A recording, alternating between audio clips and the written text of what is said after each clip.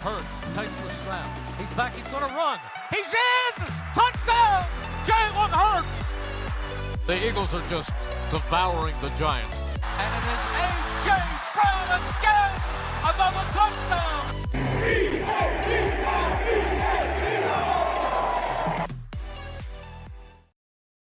Hey, welcome back to the Linc Lineup. This is their off-season episode because, it's the off-season. So that's what we're going to talk about today. With me is Josh. Bryce is doing something today. Can't tell you what he's doing, but he's doing something. So he can't be here, but that's okay.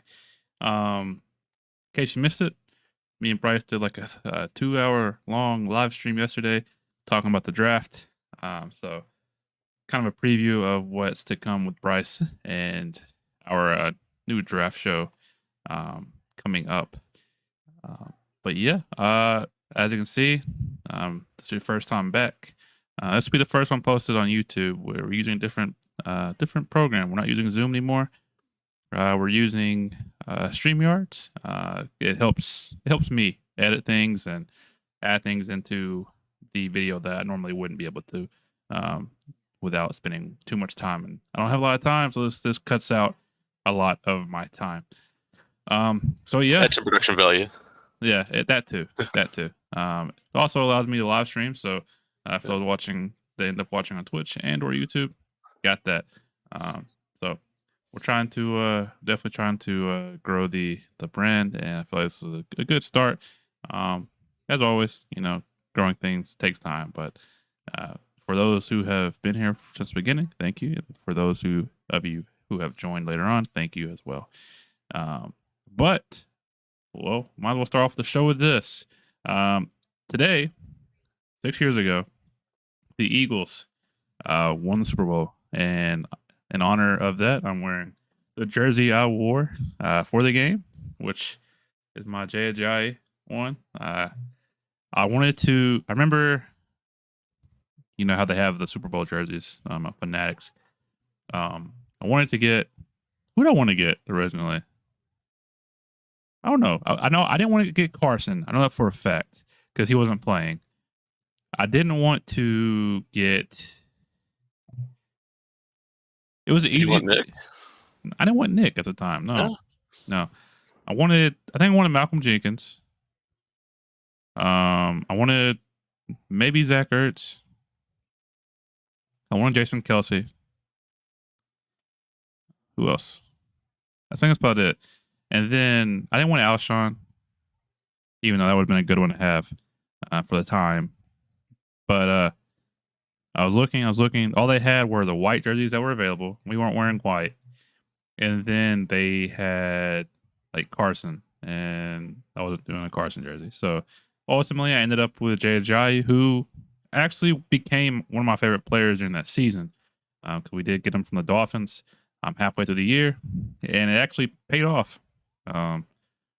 Especially, he was a very tough physical runner. Remember that game that me and Bryce went to against the Falcons in the division round? He made some plays. Remember there was that moment. I can't remember who it was. Who was it? It was Newski. There was a screen to AJ, or not AJ. Sorry, I'm definitely mixing up times. But there was a screen to Jay Ajayi, and Steven Wisniewski blocked two people in one play. He blocked one and then immediately blocked the other one. It was the most beautiful thing in the world. But Jay Ajayi became one of my favorite players, and it absolutely stung whenever he just wasn't who he was during that season. So Josh, do you remember where you were, how you felt before the game started? Do you think we were going to win? Do you think we were going to lose? How are you feeling going into the game? First off, I can't believe it's been 6 years. It doesn't feel like it's been that long. I was in my family room, my apartment with my dad, and I was cautiously optimistic. But I did not think we were going to beat Brady and the Pets. I thought that we would have to play a perfect game, but just from a lifelong, just from being an Eagles fan, my whole life, I was expecting another heartbreaker. Even at the end of the game, like once the that last Hail Mary fell incomplete, like I still didn't believe it. I was like, are they gonna call something? Like there's no way we actually just won. Um, but yeah, I mean, it was surreal. It was yeah, it still feels like yesterday, but also, I mean, it feels like yesterday, but also feels like a long time ago. Yeah. But 6 Yeah. years ago, wow. It's crazy because, like I said, I can tell you exactly what happened that day. I can tell you what happened leading up to it, and I can tell you exactly what happened after. Um, it's crazy. I went to my friend Wesley's house, who's a Commanders fan, and he's gonna hate that I say this, but he was cheering us on, which he's been my best friend since kindergarten. So you know, if the Commanders made it, I'd cheer for them too, just because I love that guy. So I woke up. I woke up late, and I remember I was so nervous. I was like, I'm gonna start drinking. I'm gonna start drinking right now, maybe to calm myself. So that's what I did. And then I remember one of my friends who I work with, his name is Jordan, and he might end up joining us for one of our live events. Um, Okay. he asked to borrow my Carson Wentz jersey, so I gave him a black Carson Wentz jersey, and he met me at the gas station by my house, and then me and Bryce went over to Wesley's, and I remember leading up to it. It's the Patriots, it's Tom Brady, greatest of all time. It's hard to bet against them, but we there's something magical about the team, and it's but like there's still that doubt. Yeah, it's still But Brady. yeah, and I remember we made meatballs, and so it was the first time that I made them, and I didn't realize you put grape jelly and barbecue sauce. It's really good. If you haven't tried it, it's really good. Um, you're muted, by the way. I don't know if you accidentally did. It was excellent. I've heard of barbecue sauce in them, but not grape jelly. Yep, there's barbecue sauce and and barbecue sauce and grape jelly. Yep, it's I'll have weird, to try it. but it's good. It's delicious. We made it, and now we can move on to the game. Felt good. Felt good. During the game, but I remember there's a certain point in the third quarter where I just sat there and I was like, here we go. I remember I got so sad. I was pumped up the whole game. I was pumped up the whole game. We're feeling good. And then it was like just a point where I was like, man, this is going to happen to us again. We're going to lose, and I'll never see one. And Brandon Graham with a strip sack, and I thought we won it for sure there. And then we kicked the field goal, and then of course the Hail Mary. My only issue with that last play was everybody was confused. It seemed like nobody was like throwing off their helmet, like running. Everybody's like, "Wait a second, is it over?" I know it's like a small gripe, but it was like, is it really over? And then it finally clicked. Everybody started celebrating, but Al Michaels did a horrific job of calling that because it's Al Michaels. He's 90 years old, doesn't care anymore. But it was quite a great day. I still watch it from time to time. I really wish we could have got the second one last year. Felt like we should have, but we'll save that talk for another time. But man, what a year that was. Lots of highs, but then there was definitely some lows during that season. Besides that Super Bowl win from that season, what was your favorite moment? My favorite moment of that season.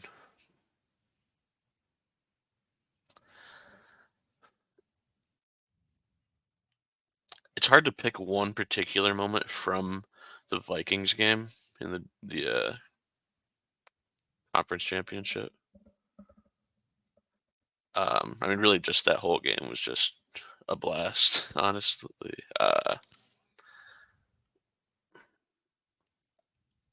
it's hard to pick. Yeah, it's hard to pick one moment, but it was definitely from that game. I would say, just the way we the way we took care of business, and it was like, okay, yeah, like we're definitely going to the Super Bowl, and there was no doubt pretty early on in that game. Uh, Kind of like Patrick Robinson's interception that was a that good game. one. That was a good one. Um, that's like one play that really sticks out to me from that game. I don't know why, but yeah, if I had to pick, I might say that. Well, with that play specifically, I think Chris Long got his hand on Case Keenum's shoulder. Patrick Robinson he picked it off. I think it was a pretty easy one. Yeah. And then of course, yep, Ronald Darby sacrificing his body for the touchdown. So Yeah. that was a big one because he definitely got lit up for that. And I forgot about Ronald Darby, to be honest with you. I forgot about him a lot because when I think about that team, when it comes to cornerbacks, I think of Jalen Mills like instantly. Oh yeah. But that year for me, man, there were so many good moments like that time where Carson escaped the sack where it looked like he was just tackled in that pile, and he took off. The Matt Collins touchdown, the Nelson Aguilar catch, and then he just shook Buda Baker out of his shoes. There were so many moments that year. Them doing the electric slide on the sidelines against the Bears, I believe. It was such an awesome year, and I know at some point we'll probably get something close to it, but it'll never be like that. Last year was probably pretty close to it, but I think with these players we do have that opportunity for it to happen again. Maybe not like I said, not like that, but definitely close to it. But it was such an awesome year, and like you said, I can't believe it's been 6 years because it feels like a long time, but it doesn't because I can remember it so clearly.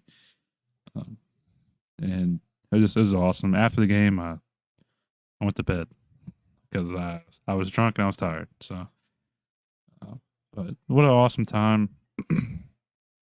Very glad that we have won for sure.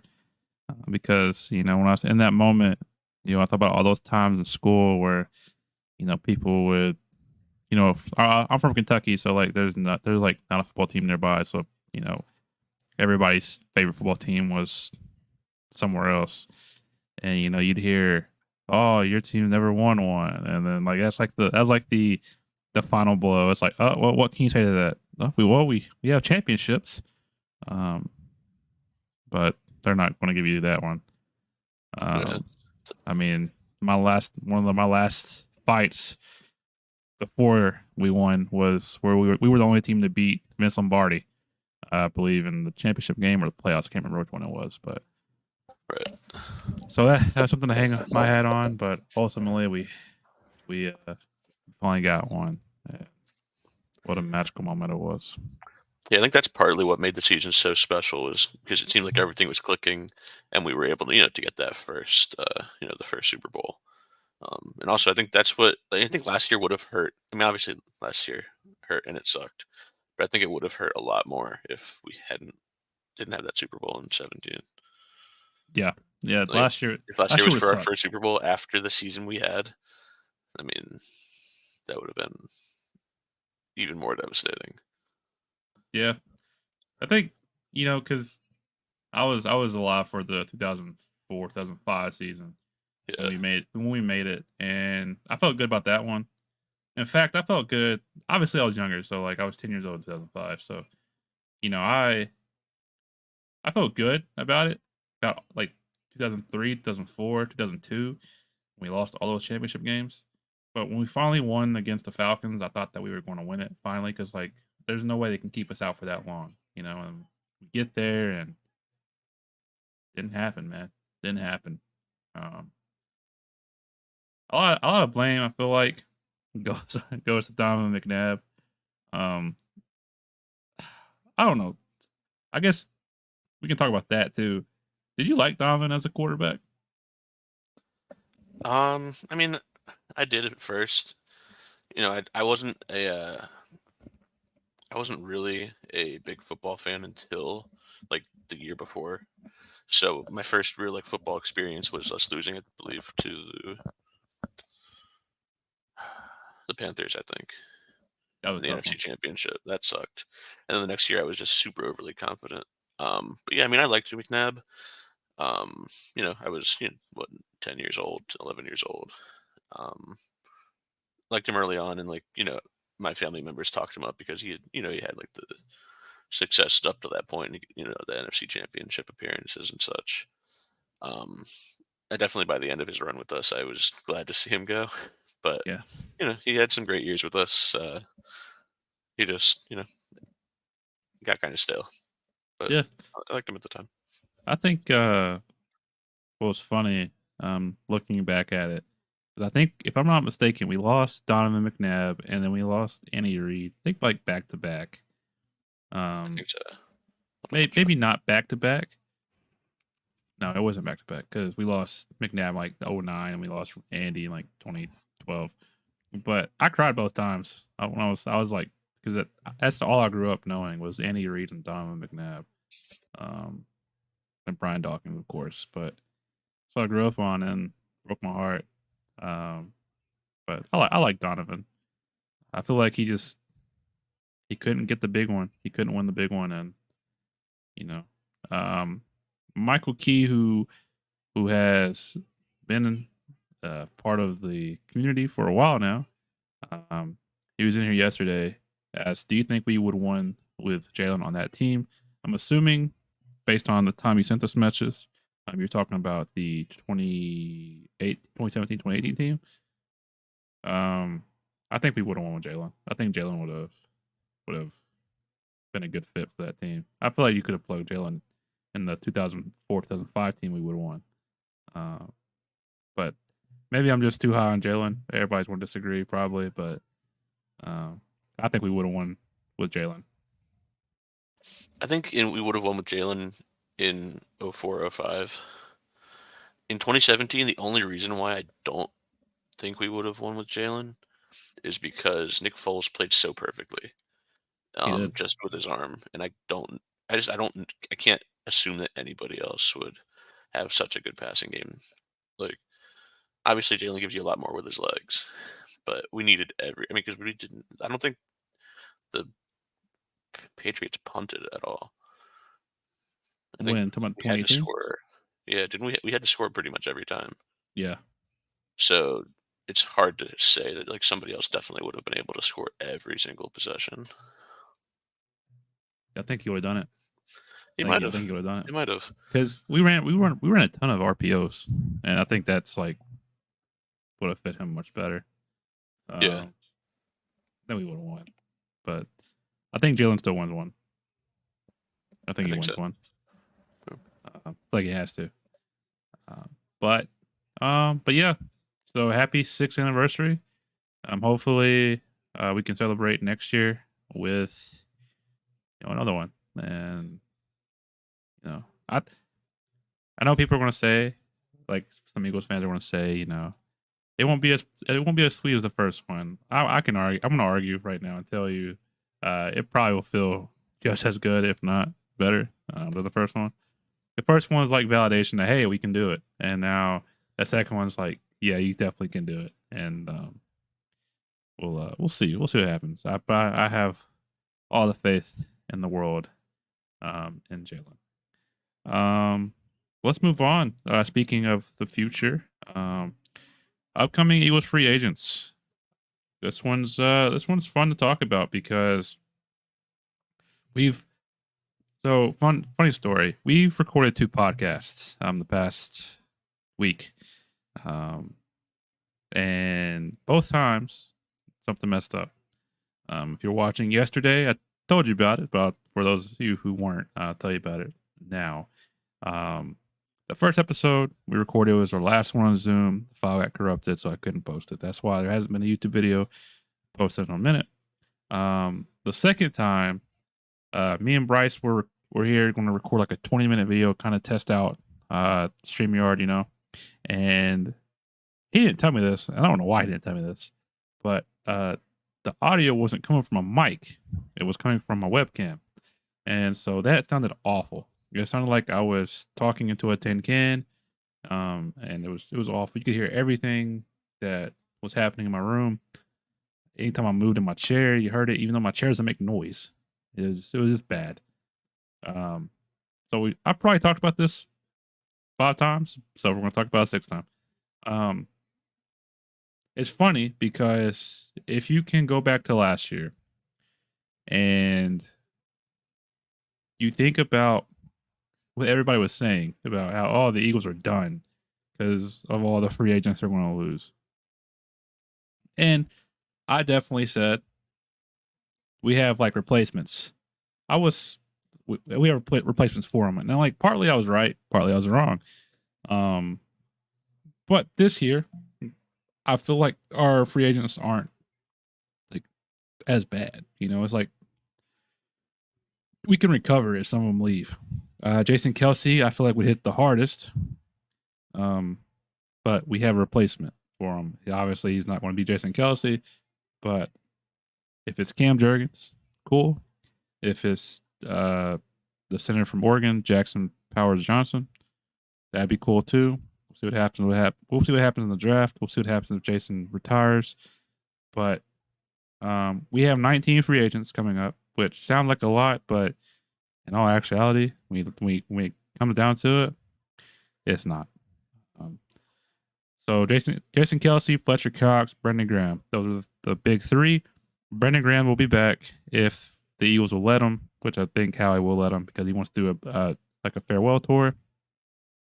By all means, bring him back. Bring him back. Keep contract. Let him go out the way he wants to go out.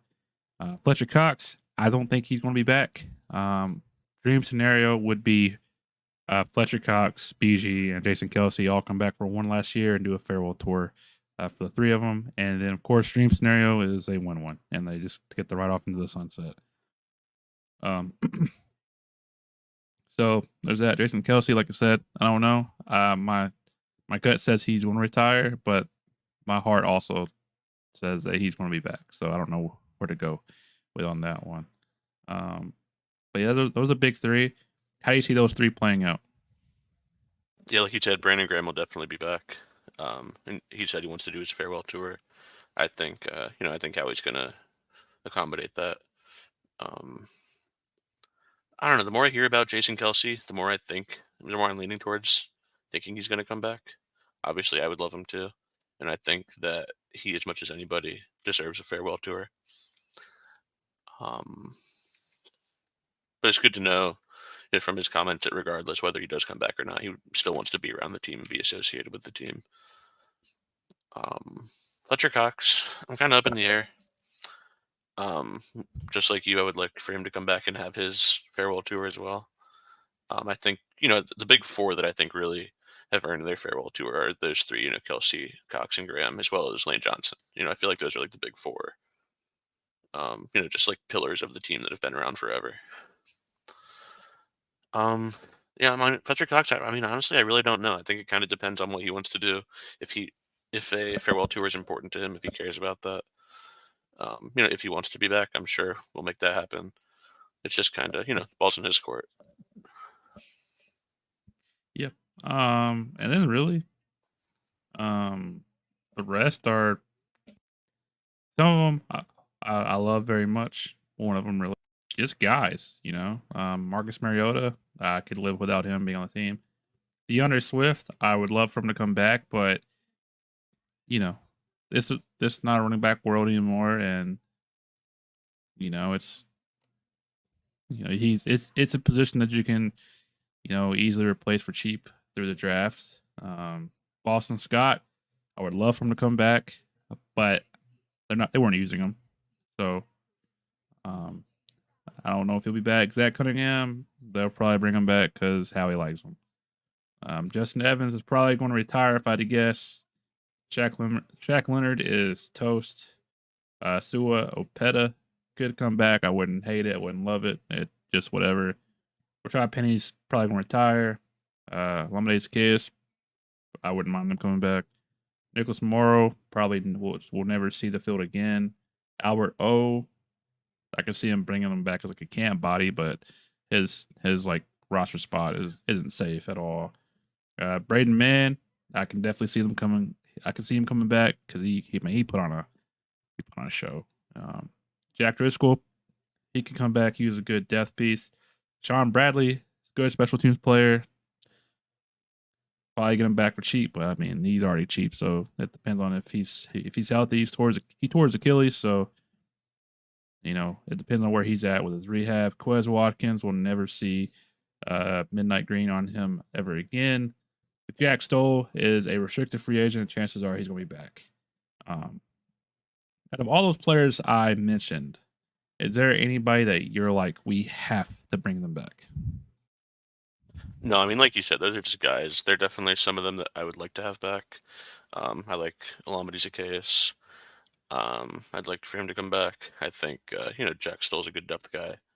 But there's nobody who's like, we need to re-sign this guy.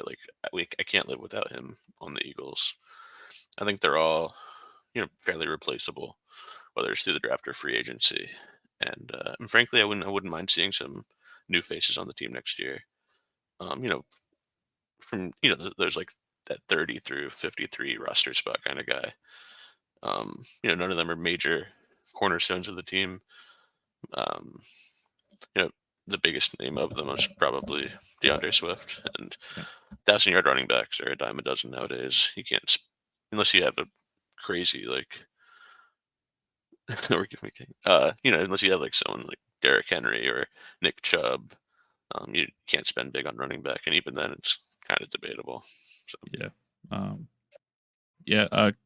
Derrick Henry's not going to happen, and if it does happen, I'm going to be upset because I think he's cooked. I think he's toast. But yeah, no, it's not going to happen. You think he's toast? You don't, with our offensive line, give him like 15 touches a game? I think he's like this is probably a compliment, but he's probably like a Toyota Corolla with like 250,000 miles. He'll get the job done, but he's not going to excite you anymore. That's probably how I'm going to put it. But it wouldn't move the needle for me at all. But yeah, like we're in a totally different spot than we were last year. We're definitely younger, if it seems like, than we were last year. And I feel like a lot of the holes that will end up coming because of like the losses we have in free agency can definitely be fixed by the draft, and then obviously signing better talent during the free agency period. But yeah, anything about free agency before we take a quick break? Just in terms of the guys we're re-signing, or who we're Just- looking to. Just in general about like the team's departure guys, not people we want to target bringing in, because we'll say that for a different episode. But Yeah. anything about these guys that we mentioned before we go to break? Whoever comes back, hopefully it's on a good deal, because I don't think any of these guys deserve to be highly paid for their position or for what they produced for us last year. And frankly, if we didn't bring any of them back, I wouldn't lose any sleep. Yep. Last thing I'll say is before we go on break is bring Boston Scott back and let him eat. But we're going to take a quick 30-second break and hear a word from Bet Online. Bring the Vegas gaming experience to the palm of your hand.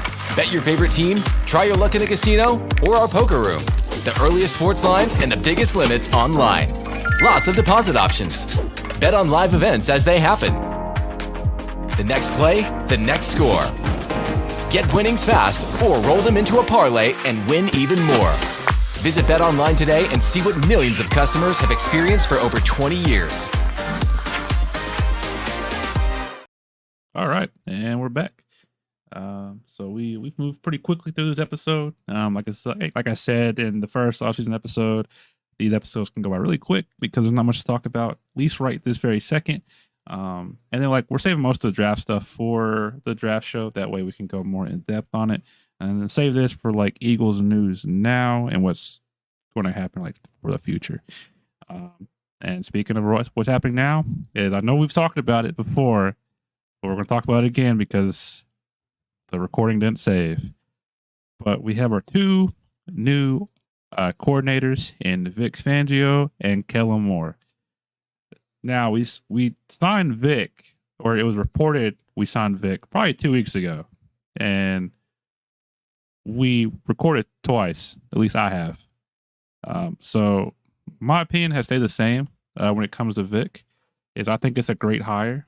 I know that there are people that are upset because they've grown tired of the Fangio scheme.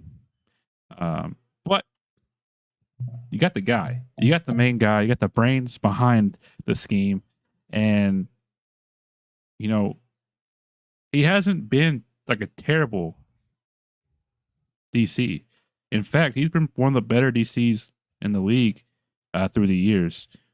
He's not a great coach, but I think this is what I told Bryce was. I think this is the best hire you could have had at DC this offseason. So to me, it's a great signing. It's a great sign of things to come, especially if the season works out, because I don't believe that Vic is going to try to become a head coach again, right? I also believe that Nick is not going to bully Vic into doing something he doesn't want to do. So, Nick won't have his hand when it comes to the defense at all, right? It's not going to happen. You're not going to take the reins from Vic unless you fire him. Same thing with Kellen Moore. Yes, Kellen Moore is younger, but Kellen Moore is more established than Brian Johnson was. So I feel like Nick is also going to take a step back from the offense. He's going to be a part of it, but it's Kellen Moore's show. Whereas Nick was basically the writer, producer of the song last year, but Brian Johnson was the performer, and then Brian Johnson kind of sucked, But it'll be Kellen Moore's show and Vic Fangio's show next year, and I think that is a great thing. And I feel like if I could give this a grade, like these two, I'd give it an A. I'm happy. Kellen Moore has produced great offenses. There's some negatives. He tends to rely on the pass a lot. He wants to always score, which, in theory, sounds like there's nothing wrong with that. But there's a ton of plays. You got to pace it out. Yada yada yada. But it gets an A from me. So for you, Josh, now that you've seen, I'm sure what like the film guys on Twitter and just basically like the consensus from Twitter, what do you think about these hirings? Yeah, I'm a big fan of both of the hirings. I think that there's a lot of people that say that teams have kind of figured out Vic Fangio's scheme. I don't know about that. I don't completely agree. I think I love the fact that he's one of those defensive coordinators at this point who, like you said, isn't really suited to be a head coach. So he's not the kind of guy who, if we have a great season or win the Super Bowl, that he's going to be, looking to leave and take a head coaching job somewhere. So hopefully, if things go well, there'll be a little more continuity, which makes a big difference.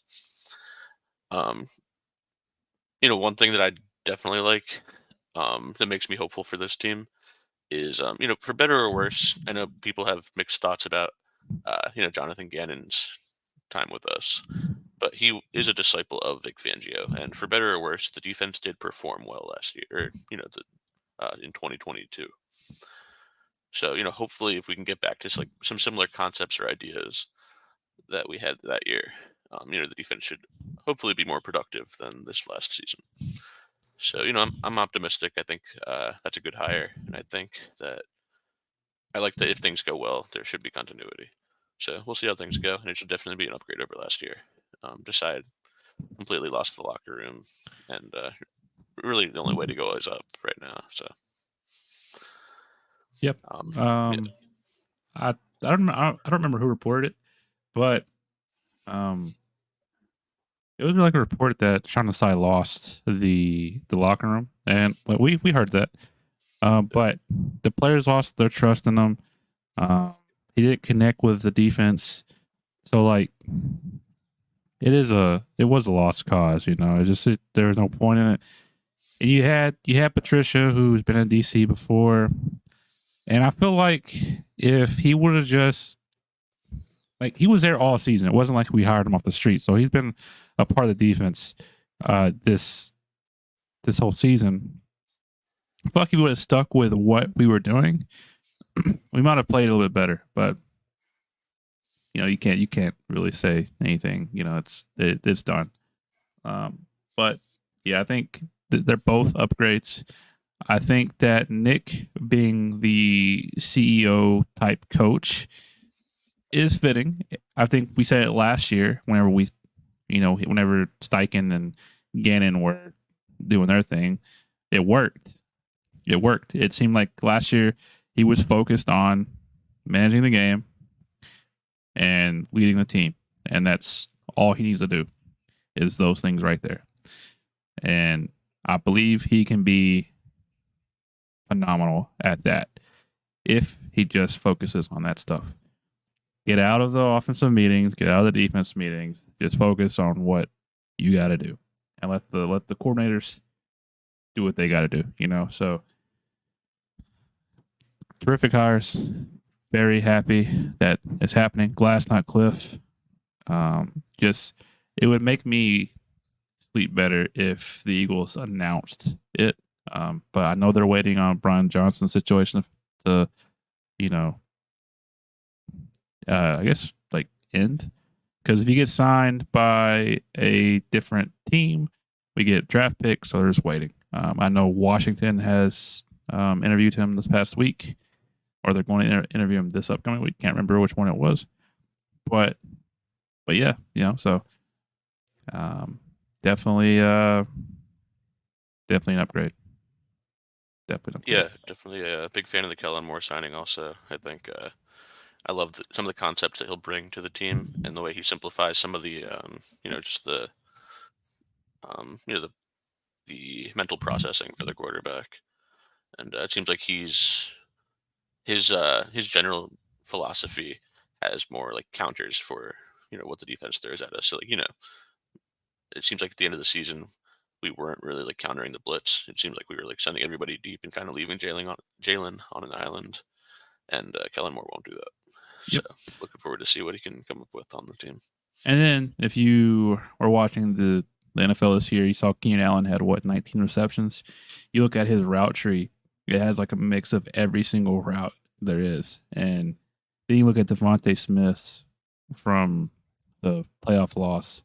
It was go routes, or there was one seam route, and they're all comebacks. It was awful.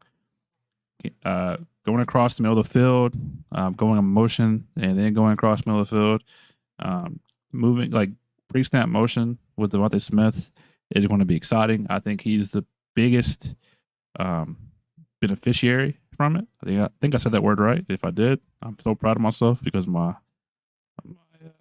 vocabulary is improving every day. But I think he's going to be the guy that benefits the most. I think AJ is going to continue to do what he does, slants, goes, and a little bit of everything. But I think that you're going to see Devontae turn into a Cooper Kupp type player. Not that they share the same skill set, because I think Devontae is more explosive than Cooper Kupp, but getting open and catching the ball in volume is going to be what Devontae Smith does. He'll still have his occasional, bomb catch that he'll have, but I think they're going to use him more than what they've been doing in the past couple of years. And then also, it depends on who that wide receiver 3 is going into next year will be.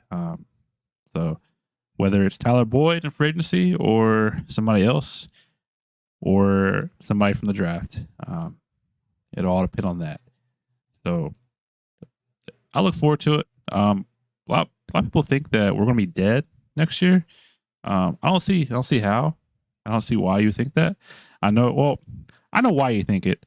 We were awful at the end of last year, and so I totally agree that we should be dead. But I think that I feel like next year's gonna be a restart, and then that talent that we did have last season will show up again this year. And let's not forget, AJ's not old, Devontae's not old, Jalen's not old. The only people that are old are Jason Kelsey on offense. It's Jason Kelsey and Lane Johnson. The rest are very young and still very good. So I'm excited for next year, but we got 7 more months before another game. And so yeah. Anything else you would like to add before we wrap this up? Not really. I mean, I'm just excited, like you said, to see what Kellen Moore does with the team. I think it's exciting to think that there's like another level to unlock with Devontae Smith that I think Kellen Moore will help us get to, just to really take advantage of just how great he is at getting open and his route running, and yeah, just to watch him use the full route tree instead of just comebacks and goes. Yep. But yeah, as far as the show goes, be on the lookout for Bryce's draft show coming up this week. We'll also record just a regular old show at some point as well, because I'm sure some news will come out. If it doesn't, I got backup plans. On Twitter /X, be on the lookout for mine and Josh's Stay or Go series. I've been slacking the past week. Work has been killing me, and I just haven't had time. But we're going to continue that, and we'll see how can we get right when the time comes. And we got a lot of things coming up. We just we gotta figure it out. We're still working on it, but I want to make it perfect. So if it takes a little more time, so be it. But that'll do it. If you've made this far, thank you for listening. You are the reason why we do this. We love you. But if you're watching on YouTube, leave a like, leave a comment, and subscribe. If you're listening on Spotify, Apple Podcast, anything like that, whatever your platform does as far as follow, subscribe, whatever it is, like, do that. You leave us a review. If you want to type a review and tell us what you like about the show, do that. If you want to tell us what you don't like about the show, do that as well. That way we can either fix it.